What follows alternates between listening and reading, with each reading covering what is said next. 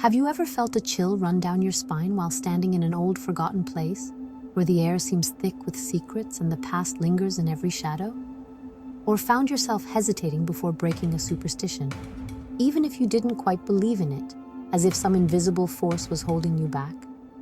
These feelings connect us to a time when words, gestures, and rituals were believed to shape reality itself, when the boundary between the seen and unseen was thin.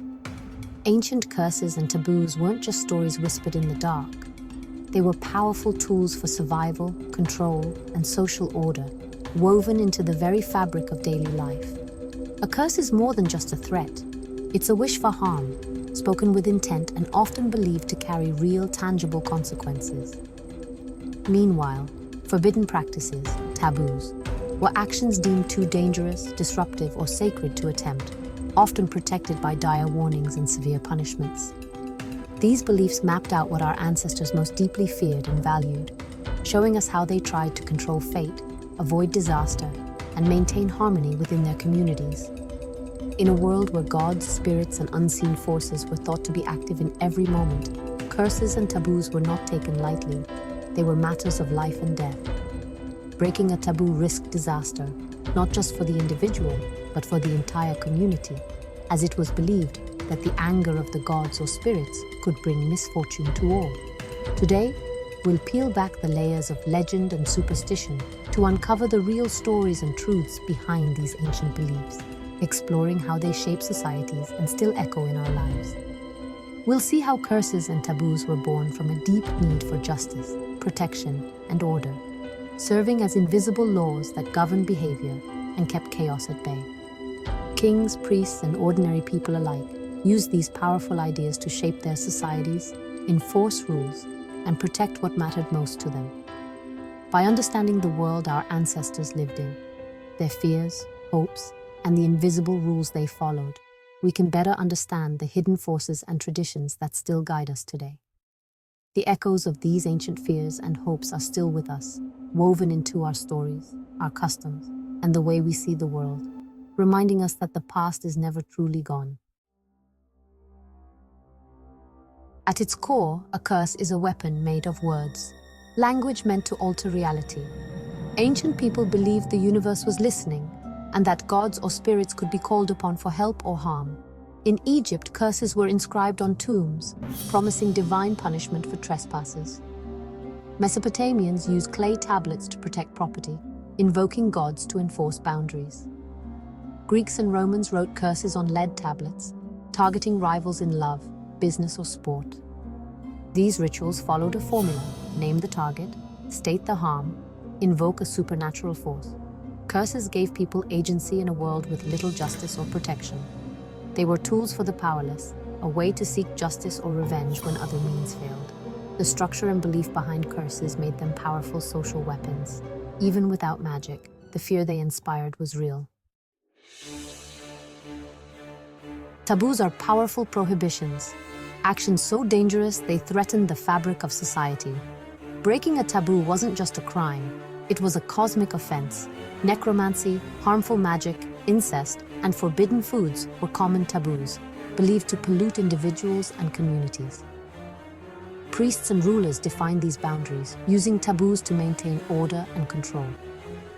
Taboos managed risk in a world without science, offering explanations for disaster and misfortune.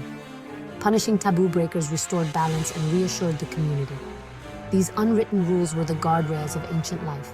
They kept chaos at bay and reinforced the power of those in charge.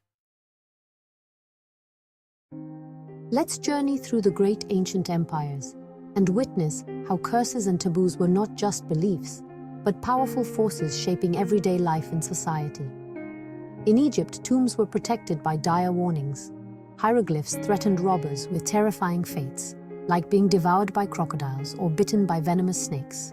These were more than just threats. They were seen as divine contracts, binding the living and the dead, ensuring the sanctity of the tomb.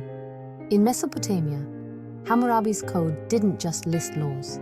It ended with elaborate curses, calling upon the gods to unleash misfortune on anyone who dared defy or alter the law. Breaking these rules wasn't just a crime, but a spiritual offense. Across the ocean, the Maya and Aztecs wove taboos into their cosmic calendars. Certain days were considered sacred or dangerous, and ignoring these taboos was believed to invite disaster, from crop failure to cosmic chaos. For the Aztecs, the gravest taboo was neglecting human sacrifice. They believed the sun would cease to rise and the world would end if these rituals were not performed, making the stakes unimaginably high. In Rome, fear of the evil eye was everywhere. People wore amulets and charms for protection, while the law strictly banned the use of harmful magic, showing a society both fearful and pragmatic. The famous 12 tables even outlawed spells against crops, revealing a world where superstition and legal codes were deeply intertwined, and magical thinking was taken seriously by lawmakers. These examples show how curses and taboos weren't just abstract ideas. They shaped daily routines, legal systems, and religious rituals, influencing how people lived, worked, and worshipped. Curses and taboos were woven into the very fabric of society, both feared and strictly enforced by communities and authorities alike. In the ancient world, the supernatural and the social were inseparable. Everyday life was a delicate balance between obeying taboos, respecting curses, and seeking protection from unseen forces. The real power of curses and taboos was social, not supernatural. While they were often cloaked in mystical language and rituals, their true function was to shape behavior and maintain order within communities. Curses on tombs acted as early security systems, using fear and superstition to protect the elite's legacy and treasures from would-be thieves. The threat of supernatural punishment was often more effective than any physical barrier. Taboos created a strong sense of group identity. Following them meant you belonged, and you were accepted by your peers. Breaking them, however, marked you as an outsider, someone who threatened the group's unity and safety. These rules and boundaries defined who was considered us and who was labeled as them. They drew invisible lines that separated friend from stranger, ally from enemy. Rulers and priests skillfully used curses and taboos to legitimize their own authority, presenting themselves as protectors of order and tradition. At the same time, they used these tools to suppress rivals and silence dissent. Declaring something forbidden was a powerful way to control both reality and people's actions. By labeling certain objects or behaviors as off-limits, leaders could shape society's values and priorities. Curses and taboos provided a form of order and justice, especially in times or places where formal legal systems were weak, slow, or completely absent. They filled the gaps left by official authority. These beliefs were also political tools, reinforcing the power of those in charge and delegitimizing their opponents. By associating rivals with curses or taboos, leaders could isolate and discredit them. The effectiveness of curses and taboos came from collective belief. When everyone acted as if they were real, they became real in practice. Social pressure made them powerful. These beliefs managed society through a combination of shared fear and faith, guiding people's actions and decisions even when no one was watching. The supernatural in this sense was less about magic and more about practical social control, a way to keep communities stable and predictable. In the end, curses and taboos were about managing people, shaping their behavior and maintaining order, not just about appeasing spirits or unseen forces. The true power of a curse lies in belief, not magic. When someone believes they're cursed, their mind and body can make it real. This is the nocebo effect. Social isolation, anxiety, and stress can turn belief into genuine suffering. Every misfortune becomes proof the curse is working, creating a self-fulfilling prophecy. Taboos worked similarly, shaping collective fear and conformity. If disaster struck, it was seen as punishment for breaking a taboo, reinforcing belief. This feedback loop kept societies in line and made taboos hard to break. The psychological impact was the real engine behind these practices. Even a simple curse tablet could sow paranoia and suspicion. Ancient people understood the power of belief, even if they didn't know the science. The most powerful magic was always in the mind. Belief shaped reality for individuals and entire communities. Do ancient beliefs matter in our modern world? Absolutely. We may explain disease and disaster with science, but superstition persists. Knocking on wood, lucky rituals, and avoiding ladders are echoes of ancient magical thinking.